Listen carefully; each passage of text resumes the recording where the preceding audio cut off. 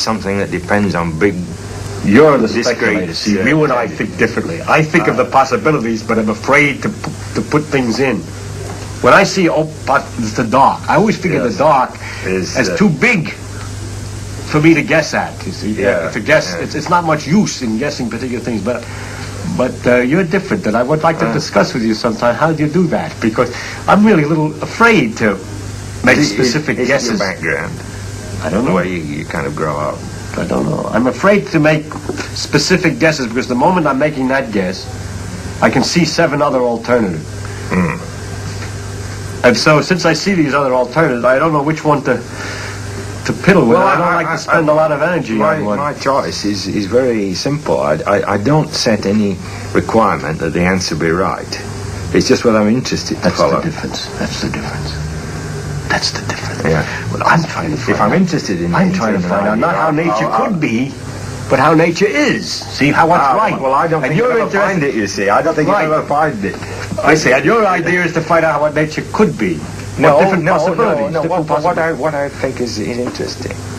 Yeah. Even if it's wrong. Common ground is enthusiastically explored. But is it only shared experience and knowledge that forms a bond between working scientists and separates them from us, the interested layman, or even the artist? I mean, scientific fields are becoming so specialized and they're so varied. Are you really saying that you have more in common with, say, a paleontologist or someone in a branch of science very far removed from yours than you would with a playwright or a poet? Absolutely, especially if he's a good paleontologist. Because he's a good paleontologist, he's not just looking at old rocks.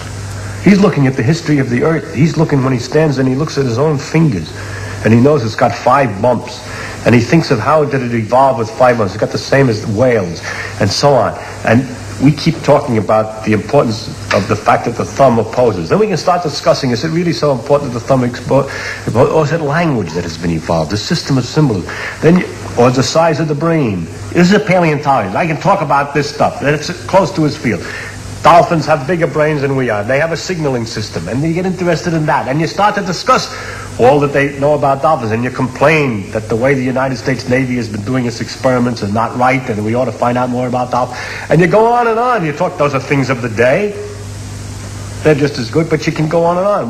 When I talk to a playwright or something, I find, because I don't go to plays or something, I don't find it easy to talk to them. I don't get much out of it. I was going to say, this is because you can talk to scientists in other fields, presumably because you read the scientific magazines, presumably, and hear the scientific gossip rather than... No, because we don't have to have magazines or gossip. We think originally. We think of a new idea.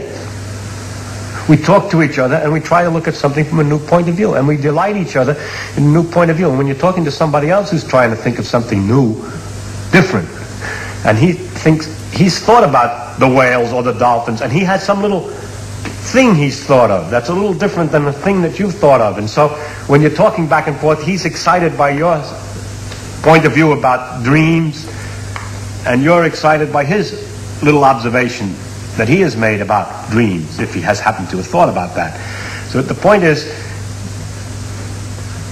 and our backgrounds give us a slightly different point of view. I mean, a scientific background. Like I specialize in physics, to say he specializes in paleontology. So his information on dreams might be more deeper, more evolutionary. For example, we don't have a way of telling, I suppose, about the evolution of dreams, but he might know, for example, about other animals. He might have thought about whether other animals dream and what the signs are, and all other things that I hadn't thought of. I can't make it up now because I'm not the paleontologist, but I believe that, yes, I find always that a good man, I take it all back. A good man, I've talked to good men in other fields. There's certain kinds of men in every field that I can talk to as well as I can talk to a good scientist. I met a historian, or a writer of history, from France once, and I had a marvelous conversation with him. Maurois, his name was André Maurois.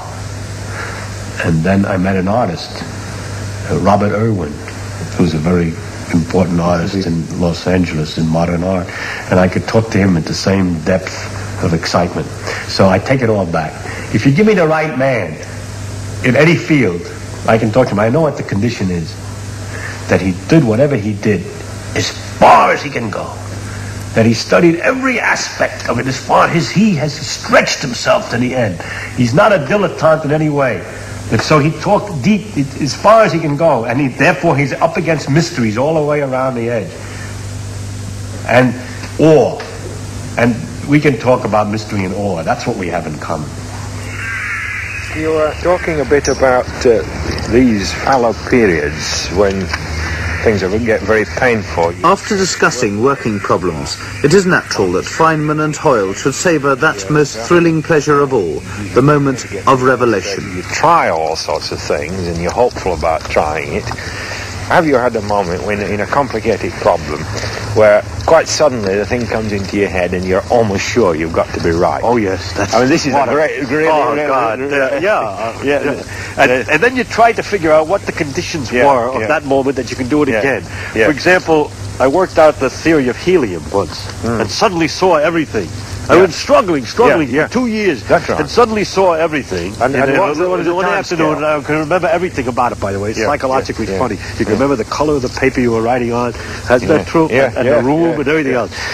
And then you wonder, what's the psychological condition? Well, I know at that particular time, I simply looked up and I said, wait a minute. It can't be quite that difficult.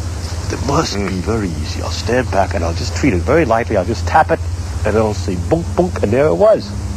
So how many times since then I'm walking on the beach and I said, well, look, it can't be so complicated. Tap it, tap, nothing happens.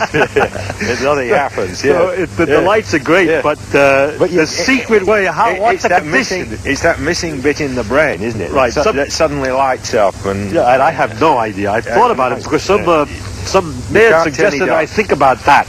Because if I can only figure out the formula for what condition to be in to get good ideas, I'd be much more efficient and more happy, you know. So I often paid attention to what the condition is and have never found any correlations with anything. By the way, it's the delight. It's absolute ecstasy. It's just absolutely wild. And how long does it last for? How long does it last for? It's not very short.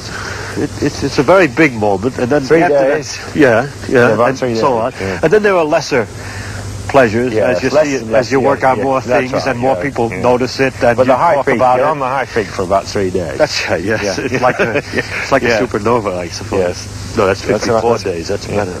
Yeah. But I was going to say that